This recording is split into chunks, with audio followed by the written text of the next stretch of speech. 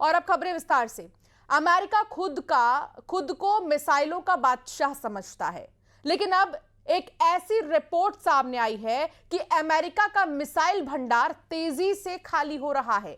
दावा यह किया जा रहा है कि थर्ड मिसाइल डिफेंस सिस्टम इतनी तेजी से कम हुए हैं कि अगर इस वक्त अमेरिका पर कोई बड़ा मिसाइल अटैक हुआ तो वो खुद को बचा नहीं पाएगा, क्योंकि ऐसी खबरें हैं कि ईरान की इतनी ज्यादा मिसाइलें हैं जो अमेरिका के लिए नासूर बन सकती हैं। इसी पर एक खास रिपोर्ट आपको दिखाते हैं।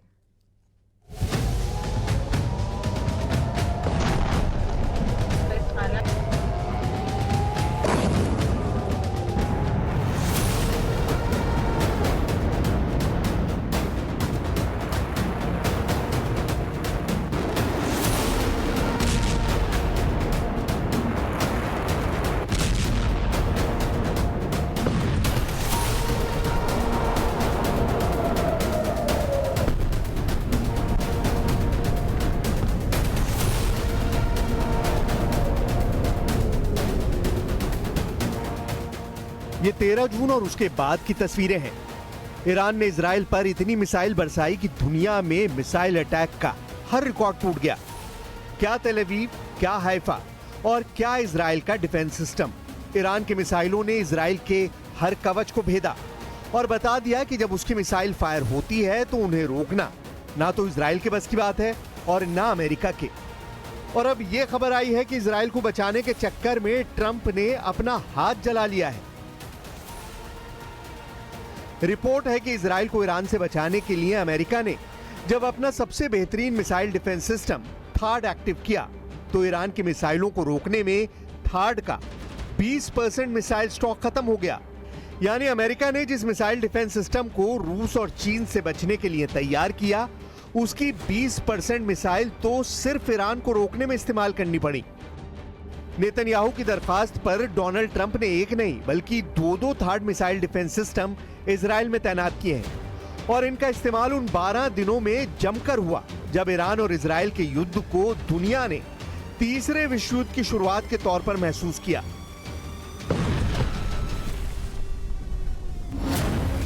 थर्ड यानी terminal high altitude area defence, ये मिसाइल इंटरसेप्टर यानी मिसाइल रोकने वाला डिफेंस सिस्टम अमेरिका की कंपनी लॉकहीड मार्टिन ने बनाया है।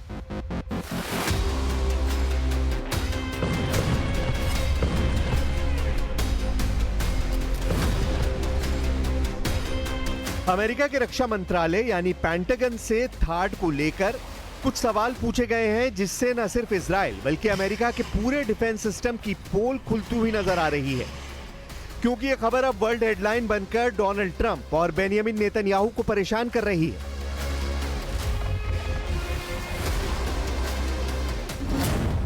हर जगह छप रहा है कि ईरान की आधुनिक बैलिस्टिक मिसाइलों को रोकने में अमेरिका के थर्ड सिस्टम को बड़ा झटका लगा है। सिर्फ 12 दिनों में उसका 20% स्टॉक खत्म हो गया। अब अमेरिका को अपना स्टॉक भरने में 8 साल का वक्त लग सकता है। थर्ड के एक मिसाइल इंटरसेप्टर की कीमत 106 करोड़ रुपए बताई जाती है। 2024 में अमेरिकी सेना को सिर्फ 11 थर्ड इंटरसेप्टर मिले थे। 2025 के अंत तक अमेरिका को 12 और थर्ड इंटरसेप्टर मिलने की उम्मीद है, जबकि 2026 में अमेरिका थर्ड के लिए 25 से 37 नई मिसाइल बना पाएगा। इसकी लागत बहुत ज्यादा है। थर्ड के एक मिसाइल इंटरसेप्टर की कीमत 106 करोड़ रुपए बताई जाती है। यह खबर अमेरिका से लेकर इजराइल और यूरोप से लेकर ईरान और चीन के मीडिया में हेडलाइन बन चुकी है। जाहिर है इस खबर ने पेंटागन में हड़कंप मचा दिया है। 12 दिन के युद्ध के दौरान ही अमेरिका ने थर्ड की इतनी मिसाइल जाया कर दी, जिनका उत्पादन करने में उसे कई साल लग जाएंगे। और 12 दिनों के युद्ध में ईरान ने इजराइल के ऊपर करीब 600 मिसाइल दागी थी। उनमें से 50 से 60 मिसाइलें इजराइल में गिरने में कामयाब रही थी। ईरान ने बार बार दावा किया है कि उसके हमलों को रोकने में इजराइल पूरी तरह फेल साबित हुआ है, और वो इसलिए भी क्योंकि तेल अवीव और हाइफा से आई तस्वीरों ने बता दिया कि ईरान ने जहां टारगेट सेट किया वहां पर उसकी मिसाइल गिरी। एक साथ इतनी मिसाइलों का सामना करके दुनिया का कोई भी एयर डिफेंस सिस्टम या मिसाइल डिफेंस सिस्टम क्यों ना हो, वो घुटनों के बल बैठने पर मजबूर हो जाएगा। और इजराइल में यही हुआ। ईरान ने 12 दिनों के युद्ध के दौरान बार बार बताया कि उसकी मिसाइल पावर को हल्के में ना लिया जाए। थाड को लेकर अमेरिका से जो रिपोर्ट आई है, उस रिपोर्ट में बताया गया है कि युद्ध से पहले अमेरिका के पास थाड की 650 मिसाइलों का स्टॉक था, लेकिन इजराइल और ईरान की जंग के दौरान उसको 150 से ज्यादा मिसाइलें फायर करनी पड़ी। रिपोर्ट में यह भी बताया गया कि ईरान ने जब कतर में अमेरिका के मिलिट्री अड्डे पर मिसाइलें दागी, तब अमेरिका को अपनी 30 पेट्रियट मिसाइलों को लॉन्च करना पड़ा ताकि वो ईरान के हमलों को नाकाम कर दे, लेकिन उनमें भी वो पूरी तरह कामयाब नहीं हो पाया।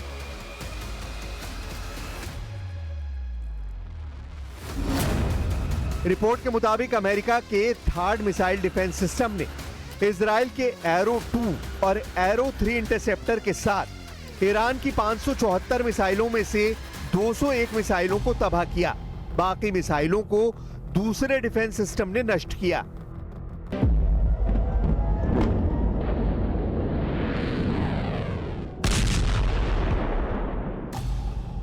ईरान की मिसाइल पूरी तरह फेल नहीं हुई, इसकी गवाही तो तेल अवीव और हाइफा में हुई तबाही दे रही है।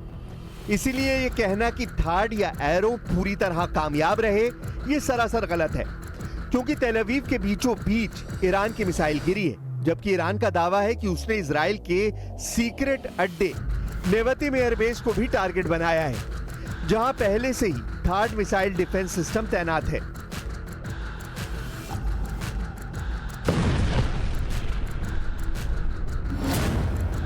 थाड 200 किलोमीटर की दूरी तक दुश्मन की किसी भी मिसाइल को मार सकता है। ये 150 किलोमीटर की ऊंचाई तक किसी भी मिसाइल को इंटरसेप्ट कर सकता है। अमेरिका के पास थाड की 7 बैटरियां हैं। एक बैटरी में 6 ट्रक माउंटेड लॉन्चर होते हैं। दुश्मन की मिसाइल को रोकने के लिए थाड सिस्टम के एक लॉन्चर से एक बार में 8 मिसाइल दागी जा सकती हैं, यानी पूरी बैटरी में कुल 48 इंटरसेप्टर मिसाइल होती हैं। इसे ऑपरेट करने के लिए 95 सैनिकों की जरूरत होती है।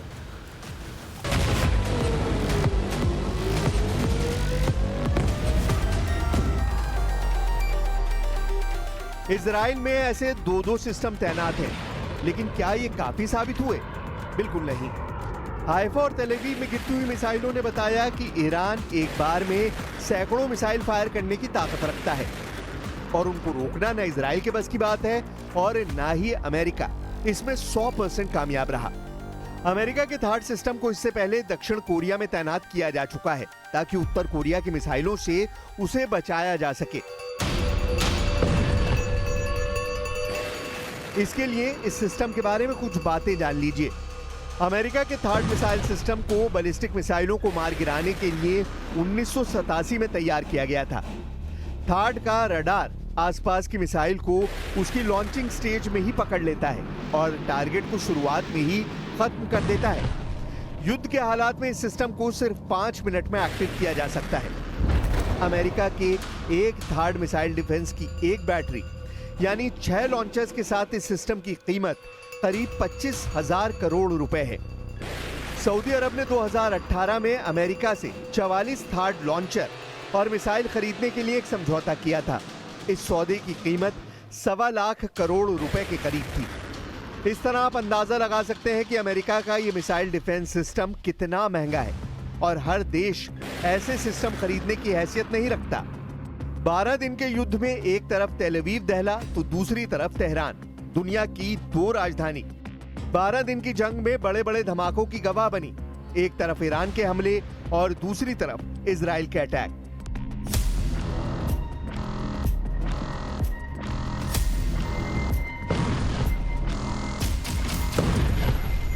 इजराइल में कहां धमाका होगा, कौन सी मिसाइल गिरने वाली है, इसे लेकर इजराइल का मिसाइल ट्रैकिंग रडार सिस्टम एक बड़े शून्य में चला गया, क्योंकि ईरान ने अपनी सबसे खतरनाक मिसाइलों से इजराइल को टारगेट किया। ईरान ने इजराइल पर अपनी जिन मिसाइलों का इस्तेमाल किया, उसमें सबसे खतरनाक फत्ता-1 और खैबर शिकन मिसाइल शामिल है। इसमें कद्र और इमाद मिसाइल भी शामिल है। फत्ता हाइपरसोनिक मिसाइल की रेंज 1400 किलोमीटर है। खैबर शिकन मिसाइल की रेंज 1450 किलोमीटर है। कद्र मिसाइल की रेंज 2000 किलोमीटर तक है और इमाद की रेंज 1700 किलोमीटर है। इजराइल पर हुए हमलों में इन्हीं मिसाइलों ने सबसे ज्यादा तबाही मचाई। तेल अवीव से लेकर हाइफा और अशदोद से लेकर बीरशेबा और शेफाल जैसे छोटे शहरों पर अटैक बहुत तेजी से किए गए। अब सवाल उठ रहा है कि जिस तरह से ईरान और इजराइल के बीच तनाव फिर तेजी से बढ़ रहा है, क्या इजराइल पर फिर फटने जा रही हैं ईरान की मिसाइलें? क्या तेल अवीव और हाइफा में फिर इसी तरह होगा हमला? और क्या ईरान की मिसाइलों के आगे फिर ढह जाएगा इजराइल का डिफेंस सिस्टम?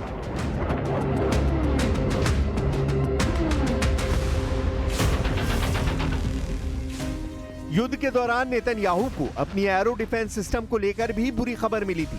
खबर ऐसी कि नेतन्याहू के पैरों तले जमीन खिसक गई। तब वॉल स्ट्रीट जर्नल ने खबर छापी कि इजराइल के एरो डिफेंस सिस्टम के लिए मिसाइल खत्म हो रही हैं।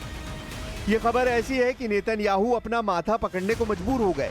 अमेरिका के अखबार ने लिखा कि ईरान के मिसाइल अटैक को रोकना अब इजराइल के लिए मुश्किल होगा। इस युद्ध ने साबित कर दिया कि अमेरिका और इजराइल के तमाम मिसाइल डिफेंस सिस्टम ईरान के सामने काफी कमजोर साबित हुए। नेतन्याहू के सामने बड़ा संकट है। अमेरिका की रिपोर्ट बता रही है कि नेतन्याहू और डोनाल्ड ट्रंप को फौरन बड़े कदम उठाने होंगे। खासतौर से एरो डिफेंस सिस्टम अब नेतन्याहू के लिए नाक का सवाल बन गया है। Arrow missile defence system Israel का अपना सिस्टम है। इसकी रेंज 2500 किलोमीटर है। यह अंतरिक्ष में जाकर भी दुश्मन की मिसाइल को रोक सकता है। यानी ईरान की कई मिसाइल अंतरिक्ष से वापस वायुमंडल या कहें कि इजराइल के आसमान में दाखिल भी नहीं हो पाती होंगी, क्योंकि एरो सिस्टम उन्हें पहले ही खत्म कर चुका होता है। इसी वजह से एरो को इजराइल का प्रीमियम मिसाइल डिफेंस सिस्टम कहा जाता है। ये ईरान की मिसाइल रोकने के लिए इजराइल का मल्टी लेयर डिफेंस सिस्टम का हिस्सा है। और जब तक नौबत डेविड स्लिंग या फिर आयरन डोम की आती है, उससे पहले ही एरो मिसाइल डिफेंस सिस्टम अपने टारगेट को अंतरिक्ष में खत्म कर चुका होता है। लेकिन एरो को लगातार इस्तेमाल करने से इजराइल की युद्ध वाली फैक्ट्री पर जबरदस्त दबाव पड़ा है।